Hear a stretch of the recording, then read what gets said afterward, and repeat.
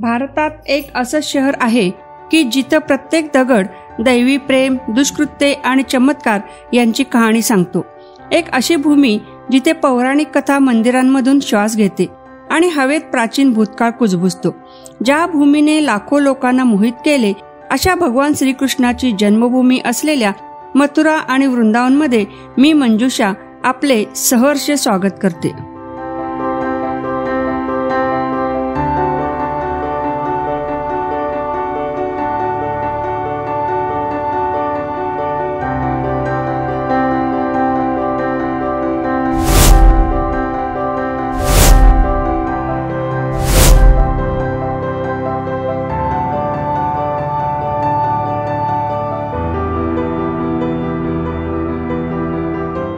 उत्तर प्रदेशच्या मध्यभागी वसलेले मथुरा हे आध्यात्मिक वारशाचा दीपस्तंभ म्हणून उभे आहे.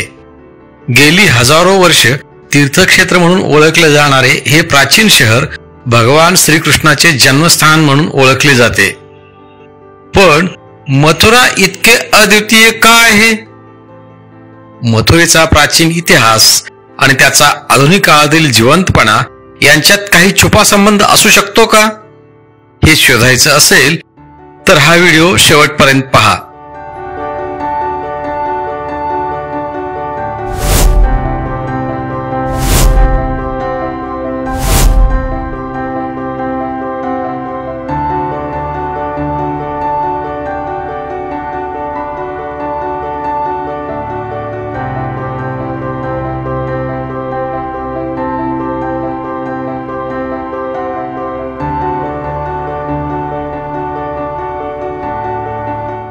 भागवत पुराणानुसार कृष्णाचा जन्म तुरुंगाच्या कोठडीत वासुदेव आणि देवकी यांच्या पोटी झाला. मथुरेवर राजा कंसाची जुलमी राजवट सुरू होती. एका दैवी मुलाच्या भविष्यवाणीने या नगराच्या आशा पल्लवित केल्या. या भविष्यवाणीने संपूर्ण नगराचे भविष्य कसे घडले? राधा कृष्ण के भाव से आज ये किसी वृक्ष कारीगर के द्वारा बनाए गए नहीं है. ये प्राचीन वृक्ष है. राधा कृष्ण, राधा माधव अंगते प्रकट भई एक बाम, नखते कटलो राधिका और कटते सिकलो श्याम. राधा ही कृष्ण और कृष्ण ही राधा है. देखिए नीचे से आपको वृक्ष दिखाई देगा, ये जॉइंटिंग में एक राधा का भाव और एक कृष्ण का भाव दिखाई देगा पूरे वृक्ष में. इसका आप लोग सिंदूर लगाएंगे, अपनी हिंदी लगाएंगे, मांग में भरेंगे, एक दूसरे के आपस में भाई भी लगाएंगे. इससे प्रेम बढ़ता है. भव्य कृष्ण जन्मभूमी मंदिरापासून द्वारकाधीश मंदिराच्या गुंतागुंतीच्या कोरीव कामापर्यंत मथुरीची मंदिरे केवळ स्थापत्यशास्त्राचे चमत्कार नाहीत, तर ती या शहराचा आत्मा आहेत. प्रत्येक मंदिराची एक कथा आहे, एक आख्यायिका आहे जी पुढे जात आहे. पिढ्यानपिढ्या चालणाऱ्या या कथा काय आहेत? लाखो लोक आजही त्या कथा का जपत आहेत? या मंदिरामध्ये अशी कोणती प्राचीन रहस्य लपली आहेत आणि त्यांचा कृष्णाच्या बालपणाशी काय संबंध आहे? ही रहस्य उलगडण्यासाठी हा व्हिडिओ शेवटपर्यंत पहा.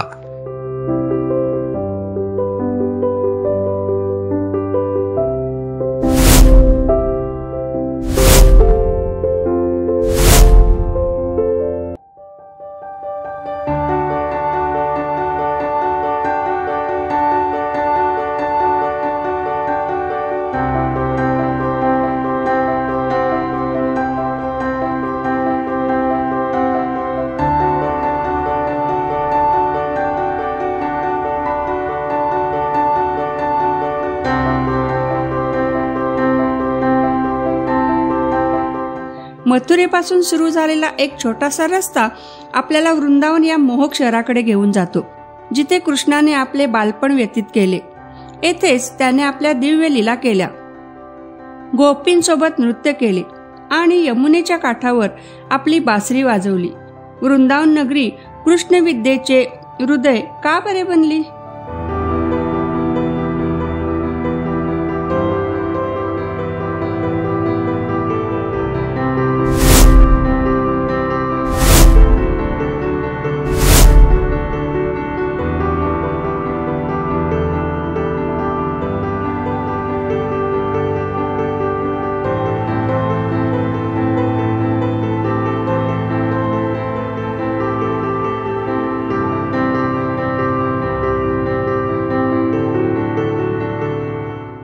कृष्ण जन्माष्टमी आणि होळी या सणांचे वेळी मथुरा आणि वृंदावन ही नगरे जिवंत होतात. संपूर्ण वातावरण रंग, संगीत आणि भक्तीने भरलेले आणि भारलेले असते. हे उत्सव कर्मकांडापेक्षा जीवन जगण्याचा एक मार्ग बनतात. या सणांमध्ये जगभरातून लोक मथुरा आणि वृंदावनला का येतात? उत्तर या भूमीच्या आत्म्यात आहे.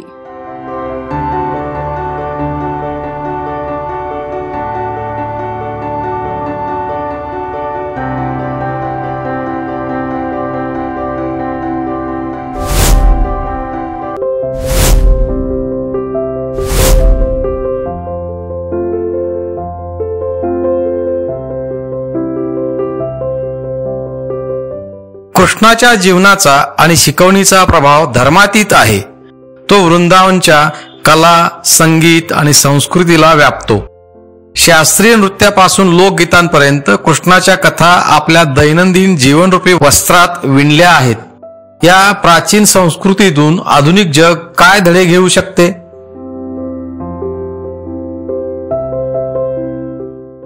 थोड़ा सा आप लोग थोड़ा साइड में हो जाइए, रास्ता निकलने दीजिए. हरिदास जी ने 12.5 वर्ष बैठ के यहाँ तपस्या किया. आंखें बनती भगवान बांके बिहारी ने स्वप्न में कहा कि जिसकी तुम तपस्या कर रहे हो मैं भूमि के अंदर हूँ, मुझे बाहर निकालो. सुबह चर्चा का विषय बना. हरिदास जी ने फावड़ा लेकर के खुदाई की. 2 मूर्तियाँ निकली, बांके बिहारी, वृंदावन बिहारी. बांके बिहारी को सब जानते हैं, भगवान श्री कृष्ण. वृंदावन बिहारी को किसी ने नहीं देखा, ना ही कोई जानते, जबकि उनकी कृपा से 5,500 मंदिर वृंदावन के अंदर है. बांके बिहारी हुए भगवान श्री कृष्ण. वृंदावन बिहारी कृष्ण के बड़े भाई बलराम, जिनकी कृपा से भगवान कृष्ण चले गए द्वारका राजा हुए. वृंदावन के राजा अपने बड़े भाई बलराम को किया और कहा कि जो भी तुम्हारा दर्शन करेगा, जो निधवन करके दर्शन वृंदावन बिहारी का दर्शन नहीं करता, उनको वृंदावन के 5,500 मंदिरों का दर्शन का लाभ नहीं मिलता. मैं आपको उनका भी दर्शन कराऊंगा. जो भी कामना हो आज मांग करके जाना. मेरे वृंदावन बिहारी वर्ष भर में आपकी कामना पूर्ण करके मुझसे बुला ले तो कहना सच्चा वृंदावन, सच्चे वृंदावन बिहारी. जैसे ही दर्शन करोगे, नेत्रों से नेत्र मिलाओगे, एक एक रोआ खड़ा हो जाए. जैसा देखो वैसा मिले. कहते जाकी रही भावना जैसी, प्रभु मूरत देखी तिन तैसी. बोलो वृंदावन बिहारी लाल की जय. अब आप आज मथुरा आणि वृंदावन ही अध्यात्म आणि पर्यटनाची भरभराटीची केंद्रे आहेत. परंतु आधुनिक गर्दीतही कृष्ण विचाराच्या वारशाचे हे सार अस्पर्शित राहिले आहे.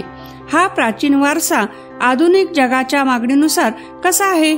सध्याच्या जलद आधुनिकीकरणाच्या पार्श्वभूमीवर मथुरा आणि वृंदावन आपली ओळख टिकवून ठेवू शकतील का?